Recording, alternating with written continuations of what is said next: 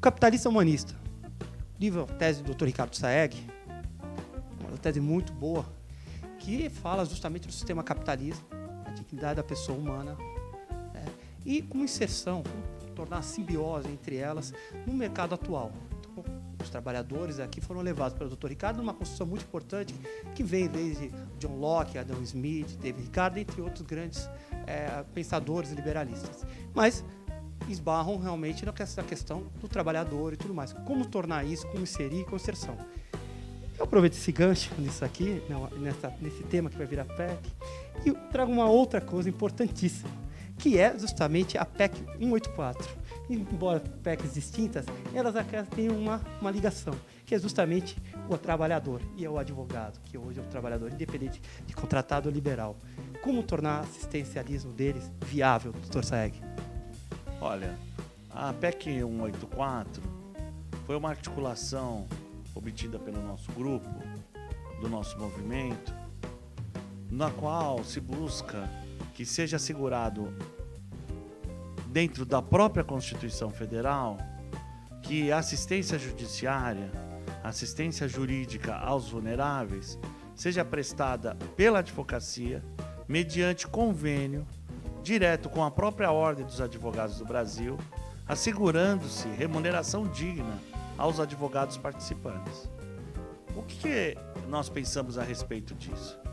É que nos estados democráticos, quem presta socorro, auxílio, assistência à população, inclusive à população de baixa renda, são os advogados. Só que os advogados devem ser dignamente remunerados por isso, porque cidadania é o exercício a ter direitos. E na medida que as pessoas sofrem uma lesão ou uma ameaça de lesão aos seus direitos, devem procurar um advogado. De modo que toda ação de um advogado em favor de seu cliente é sempre uma ação de cidadania. Nesse país, onde existem 94 milhões de processos, segundo os últimos dados do CNJ, você percebe que a cidadania está doente e que, se não fossem os advogados, esse país jamais avançaria institucionalmente. Então, na China, por exemplo, na China, que é um país totalitário, não existe advocacia, o que existe é defensoria. Em Cuba, que é outro país totalitário, não existe advocacia, o que existe é defensoria. A advocacia é típica de países democráticos, porque o Estado é ineficiente, o Estado não cumpre o seu papel, o Estado é corrupto, o Estado é banhado, encharcado, besuntado por esse mar de lama que nós vemos nas notícias todo santo dia, notícia de corrupção disso, notícia de ineficiência daquilo, notícia de desperdício naquele outro ponto e assim por diante.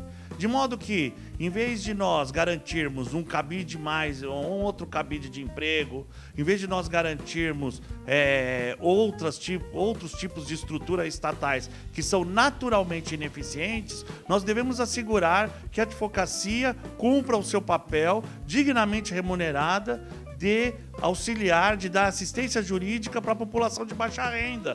Até porque nesse país existem 40 milhões de pessoas, 20,7% da nossa população, segundo os dados da ONU, estão abaixo da linha de pobreza.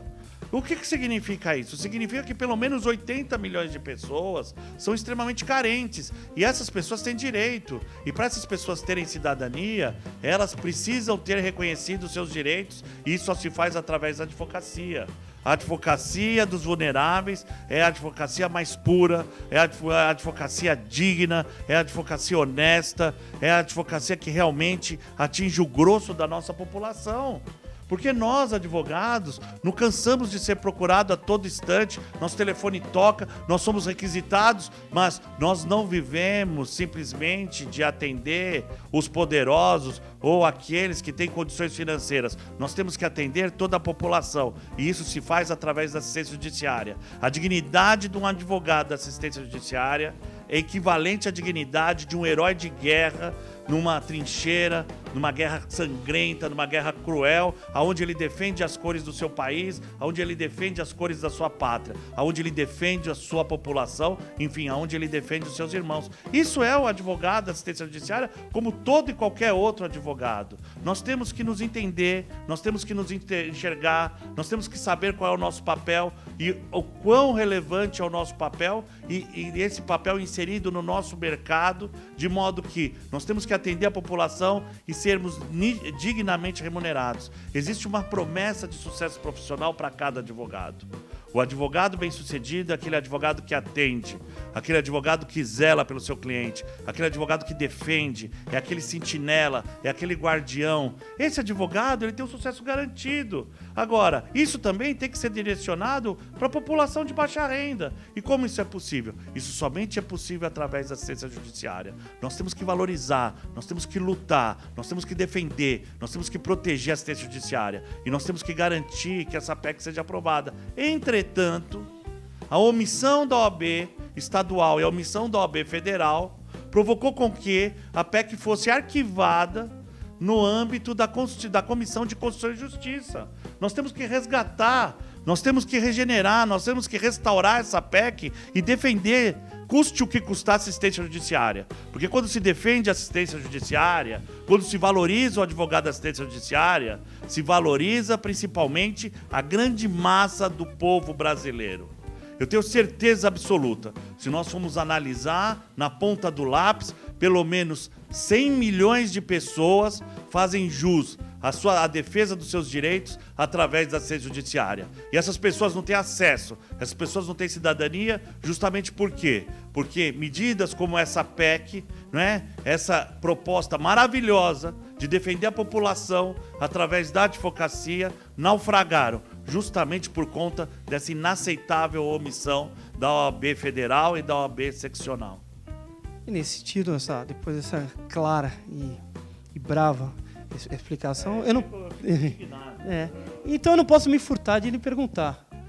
Do movimento Eu Te Represento, Ricardo.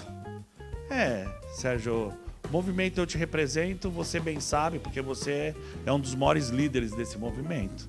Não é? Se existe uma pessoa que ombreia nessa luta pela dignidade da advocacia, é você.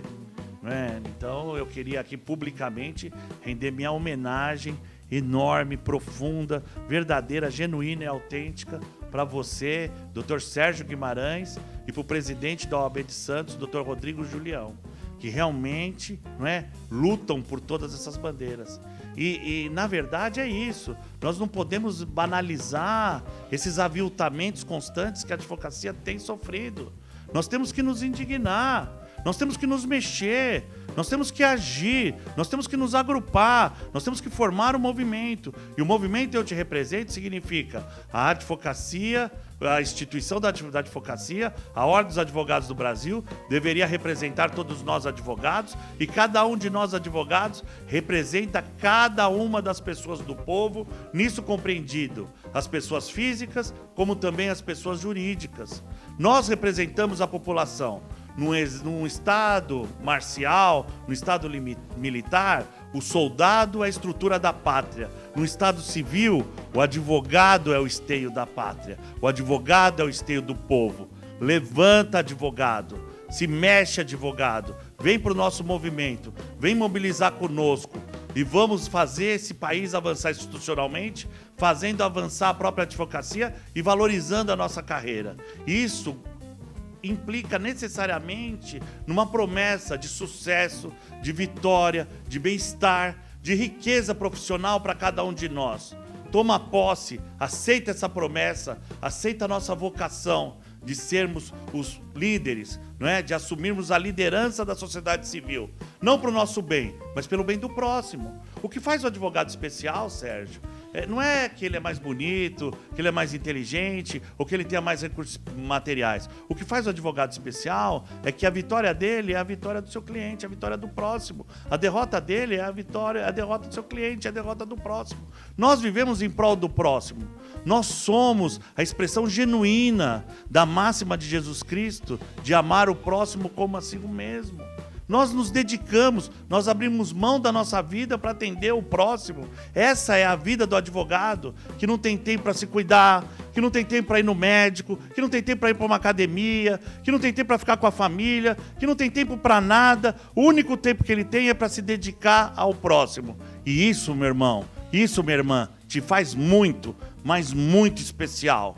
E por causa de tanta bênção que é a nossa carreira, por causa dela ser tão especial assim, existe uma promessa de vitória, uma promessa de prosperidade para cada um de nós. Esse movimento visa justamente resgatar a nossa dignidade, agrupar a advocacia e caminhar através da advocacia na representação de toda a sociedade civil, para fazer esse país avançar institucionalmente, porque ninguém mais aguenta esse país. Ninguém mais aguenta o que está acontecendo.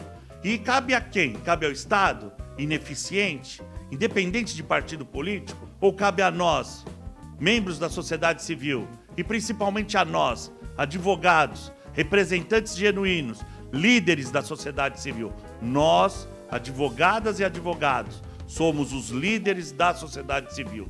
Temos que cumprir nosso papel e receber a nossa remuneração digna em razão desse cumprimento. Porque na função pública da advocacia está na nossa lei. O nosso ministério é privado. E ministério privado implica em remuneração de mercado. O discurso do Ricardo nos inflama, né? E, na verdade, ele nos resgata porque tornamos advogados. Eu agradeço as tuas palavras e eu agradeço por ter nos recebido aqui. E vamos aqui voltar à Baixada Santista com esse sentimento realmente de que nós, advogados, temos um porquê de estarmos aqui, servindo aos outros, principalmente. Agradeço, Ricardo. Muito obrigado por ter me recebido aqui. Até a próxima.